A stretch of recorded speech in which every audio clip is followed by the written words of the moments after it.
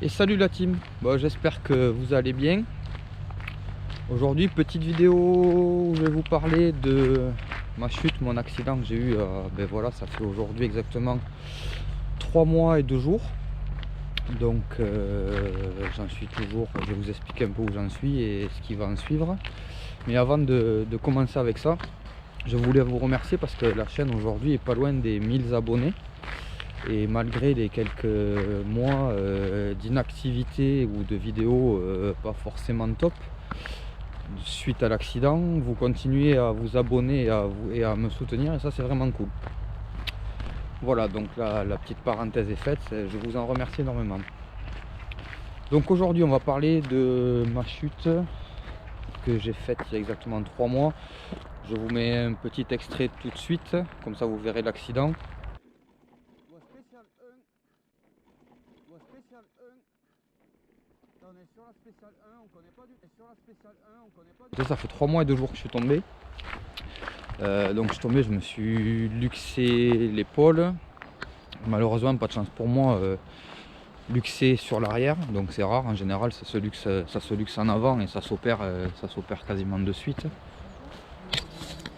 Là, c'était plus une luxation arrière, donc c'est quand même assez rare. Et donc avant d'opérer sur une luxation arrière, en général on passe pas mal de tests. Donc moi j'ai fait radio, scanner, arthroscanner, test isocinétique pour voir que les muscles ne soient pas touchés, et rien n'est sorti sur tout ça sauf au niveau de l'arthroscan, où on voit effectivement que l'os qui tient l'épaule dans le logement de la clavicule est abîmé.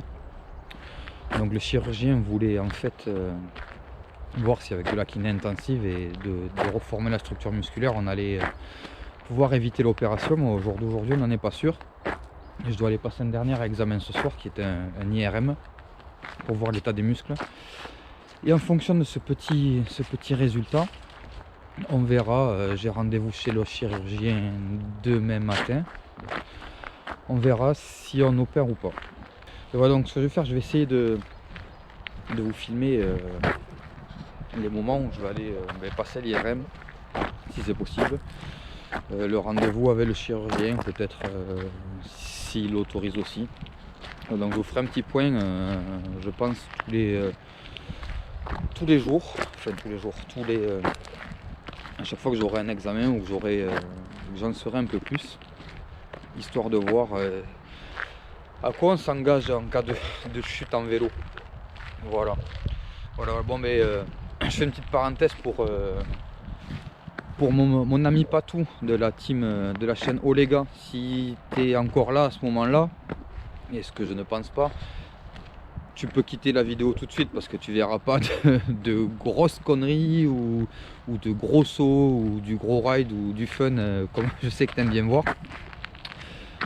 Donc voilà, si tu attends ça, fais comme d'hab, regarde 2 minutes, laisse ton commentaire et quitte la vidéo.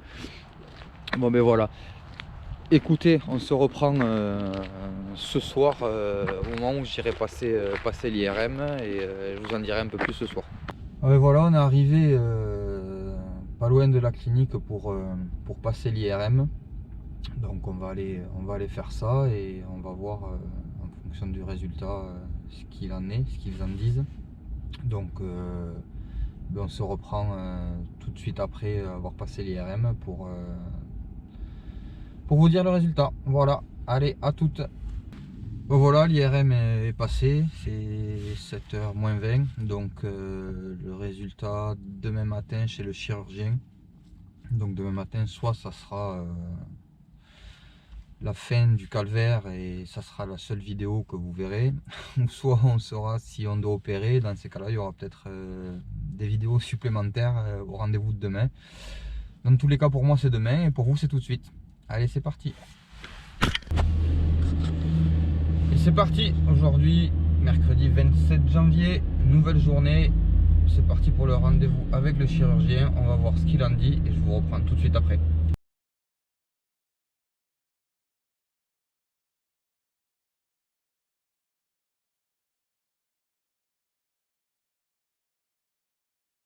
Vous sentez vraiment que pas en arrière. Quelque part, c'est sûr. Dans quel sens je peux pas vous dire. En fait, quand quand ça m'arrive, c'est une douleur tellement intense d'un coup, mais c'est tellement diffus. On l'a jamais remis en place, un médecin ne l'a jamais remis en place, c'est vous tout seul qui l'avez mis en place. Ça c'est un peu particulier, ça veut dire que c'est pas vraiment une luxation, ce qu'on appelle une subluxation. Alors, on va se faire regarder comme il faut. Ça donne même moins d'informations que l'arthroscanner.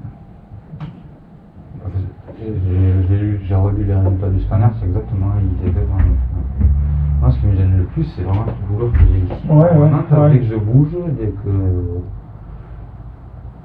Ouais. Alors, je sèche un peu en fait, hein, parce que votre instabilité est très probablement postérieure, puisqu'on a vu sur l'arthroscanner, confirmé par l'IRM, la lésion du bourrelet, elle est postérieure, elle est pas antérieure.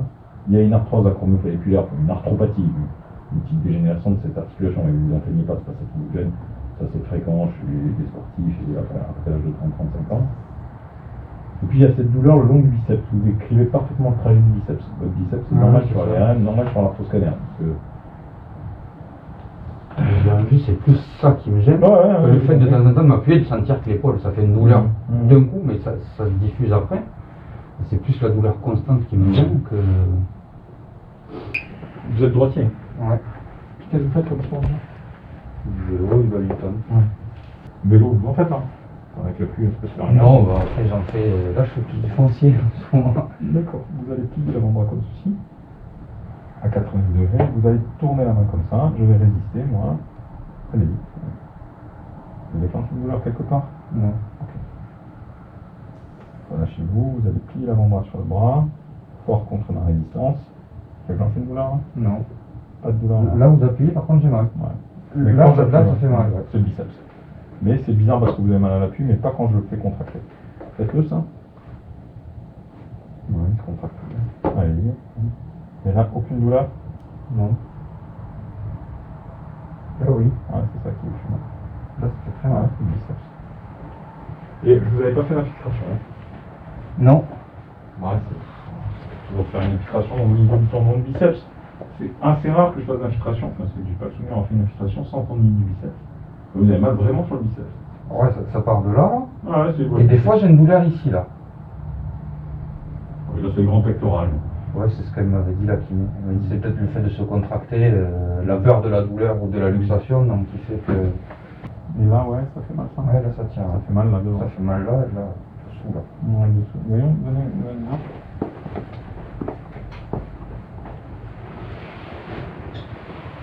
On mettant l'épaule dans le creux. On l'avait déjà fait ça. Juste sur l'épaule. Je sais plus. Voilà, je vous bien. Là, ça va déclencher la douleur normalement. Non, ça ouvre le bras. Ça change quelque chose, ça. C'est pas que d'ailleurs quand on appuie sur le bras, mais sur l'épaule, ça change rien. Là oui. Touchez ça, vous avez mal. Là ça tient là Ouais. et derrière. Ouais, ok. Et vous avez mis ici. Quand je fais ça, on lève le bras. Oui. Ouais.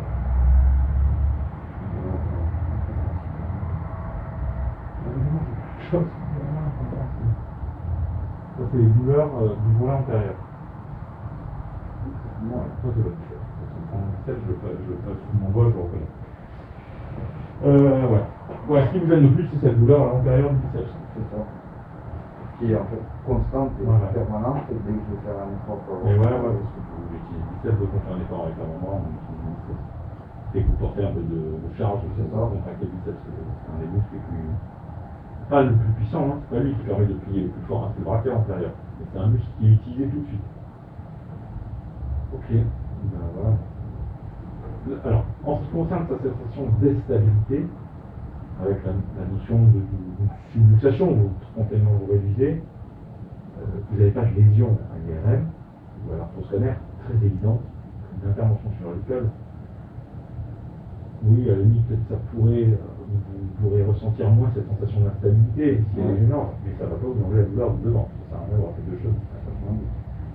Alors, c'est relativement lourd parce que, même si l'opération se va convaincre une douleur que l'épaule, les suites d'intervention pour rester 5 semaines, 2 à 3 mois de réplication derrière, c'est un peu lourd. Faire une intervention pour une instabilité qui est. Parce que moi, quand j'ai chuté en vélo, franchement, je suis tombé comme ça. Le sol a tapé derrière. Ouais, bah si ça passe derrière, ça va plutôt partir devant, c'est quoi. Et c'est ce qu'on disait au début, sauf qu'il y a zéro trace de luxation avant. Après, on n'a pas de trace de luxation si ça a bien cicatrisé. Hein. Une luxation, ça s'opère pas systématiquement. On opère quand il y a eu 3 luxations d'affilée pour des gestes de plus en plus. Donc ça a pu cicatriser. C'est pour ça que remplir une carrière à l'époque pour intervenir sur une sensation de luxation, ça paraît que chaque pays vu des symptômes que vous avez. C'est ça le principal gène, c'est ça que vous avez aussi. Et ce qu'on peut faire, oui, c'est donc une infiltration là, ce sera un bon test, ça va permettre de limiter, je sais pas pourquoi vous avez une candidate à ce niveau-là, et voir si l'infiltration vous calme bien la douleur. Si ça vous calme bien la douleur, ça peut être que temporaire, mais si ça vous la calme bien un temps, 3 mois, 2 mois, comme ça, c'est bien, ça, c'est bien, c'est un gros problème. Est-ce que ça pourrait pas se luxer du fait que le tendon, je sais pas. Non, le tendon il n'intervient pas du tout dans la stabilité de votre corps. Parce que hier, je me suis penché pour rattraper la voiture, donc je me suis appuyé sur le siège, j'ai tourné le bras comme ça, et là ça a été une douleur immense d'un coup qui a envahi le.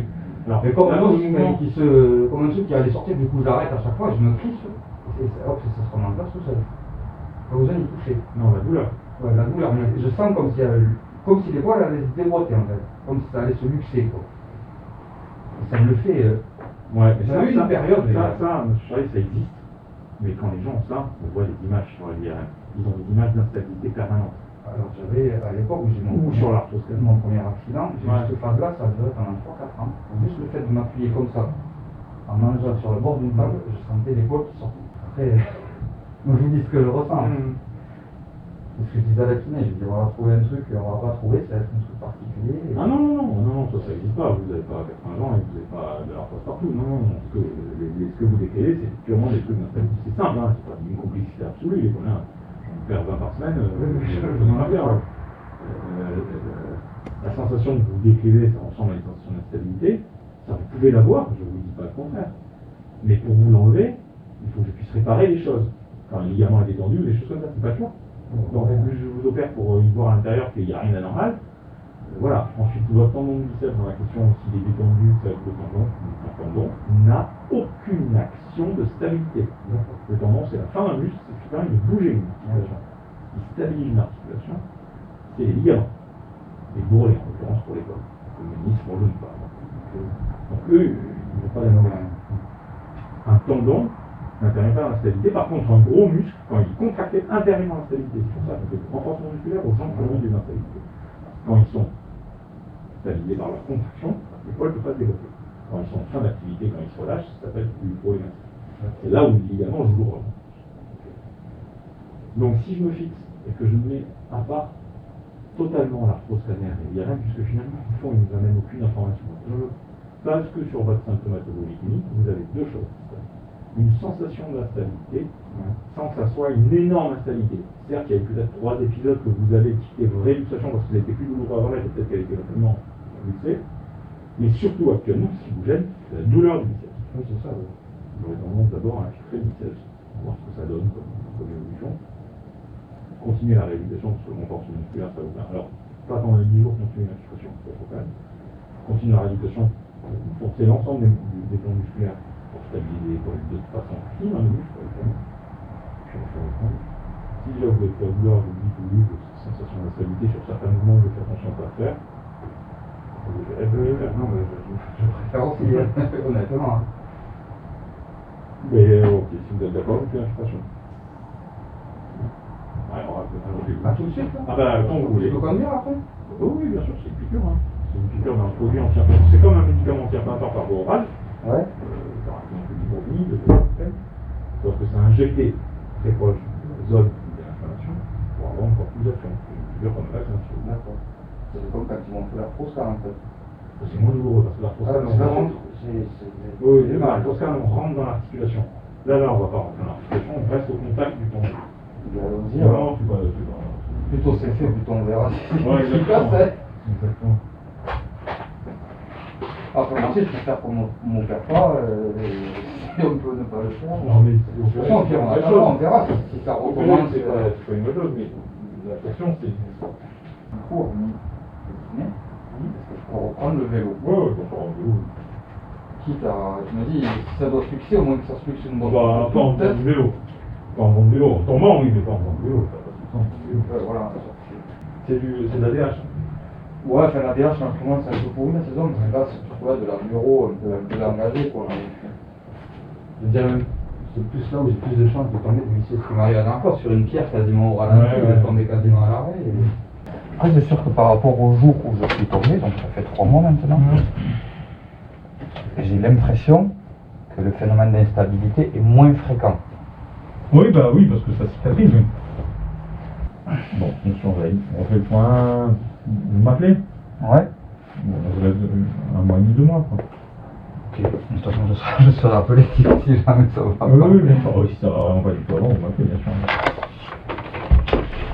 Donc on est fin janvier, fin février, fin mars. Le début du printemps, mars, avril.